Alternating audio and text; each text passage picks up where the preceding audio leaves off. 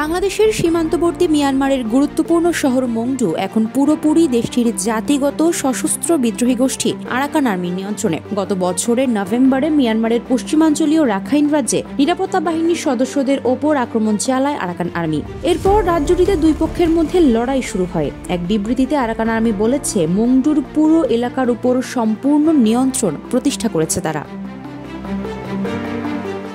মংডুর দখল নেওয়ার সঙ্গে সঙ্গে ওই এলাকা দখল করা সর্বশেষ ঘাঁটি থেকে কুখ্যাত সেনা কর্মকর্তা ব্রিগেডিয়ার জেনারেল থুরিনতুনকে জান্তা বাহিনীর কয়েকশো সদস্য সহ গ্রেপ্তার করেছে আরাকান আর্মি। বুধবার মিয়ানমারের গণমাধ্যম ইরাবতীর এক খবরে এ তথ্য নিশ্চিত করা হয়েছে।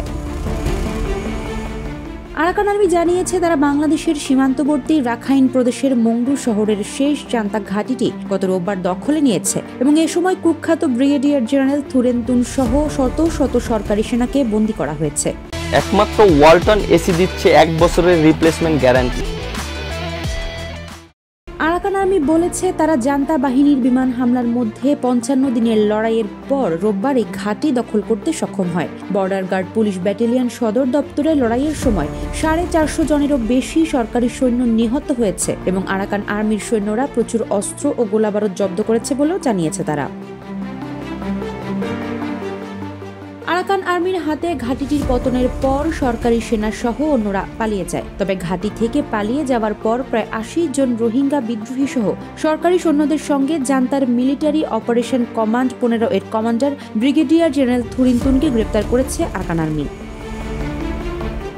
ইরাবতী বলছে, 2021 সালে সামরিক অভ্যুত্থানের পর দেশের দ্বিতীয় বৃহত্তম শহর মান্দালেতে শান্তিপূর্ণ অভ্যুত্থান বিরোধী বিক্ষোভের ওপর প্রাণঘাতী ক্র্যাকডাউন চালানোর জন্য ব্রিগেডিয়ার জেনারেল থুন কুখ্যাত। এছাড়া এই জেনারেল রাখাইন প্রদেশের উত্তরে জান্তার পক্ষে লড়াই করার জন্য রোহিঙ্গাদের প্রশিক্ষণ ও অস্ত্র দেওয়ার অভিযোগে অভিযুক্ত।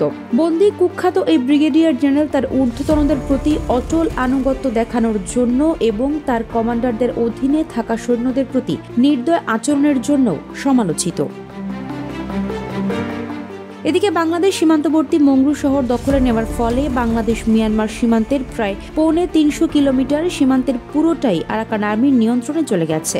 বাংলাদেশ সীমান্তের নাফ নদীর ওপারে মংডুর অবস্থান। এই অংশের পুরোপুরি নিয়ন্ত্রণ নেওয়ার পরেই বাংলাদেশ মিয়ানমার সীমান্তবর্তী নাফ নদীর মিয়ানমারের অংশে অনির্দিষ্টকালের জন্য নৌ চলাচলে নিষেধাজ্ঞা আরোপ করেছে আরাকান আর্মি। আরাকান আর্মির ওই ঘোষণার পর নাফ নদীতে নৌ চলাচলে সতর্কতা জারি করেছে বাংলাদেশ। এ ঘটনায় বাড়ানো হয়েছে বিজিবির টহল। আফসারা নাজ, নিউজ ডেস্ক, ইত্তেফাক।